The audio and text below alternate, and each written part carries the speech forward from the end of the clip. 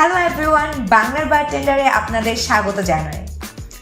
ঘরে বসে সহজ উপায়ে কিভাবে আপনি ককটেল বানাবেন সেই সিরিজের আজকে আমাদের দ্বিতীয় পর্ব। আজকে আমি আপনাদের বানিয়ে দেখাবো গ্রে হাউন্ড, এবং চলুন আমরা এক নজরে দেখে নিই এই গ্রে হাউন্ড বানানোর জন্য আমার কী কী উপকরণ লাগছে।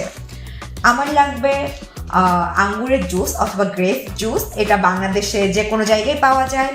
তারপর লাগবে আমার ভডকা, এবং ভডকাও পাওয়া যায়। আর লাগবে অনেকগুলো আইস, এবং লাগবে একটি গ্লাস।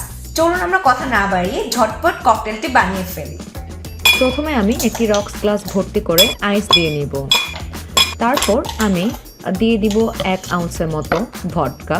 আমার কাছে স্মিরনফ ভডকা আছে, তাই আমি স্মিরনফ ভডকা ব্যবহার করছি। আর 1 আউন্স মানে কিন্তু 30 ml। তারপর আমি দিয়ে দিব গ্রেপ ফ্রুট জুস। আমার কাছে যেটি আছে আমি সেটি ব্যবহার করছি। আমি গ্লাসটি ভর্তি করে গ্রেপ ফ্রুট জুস দিয়ে দিব।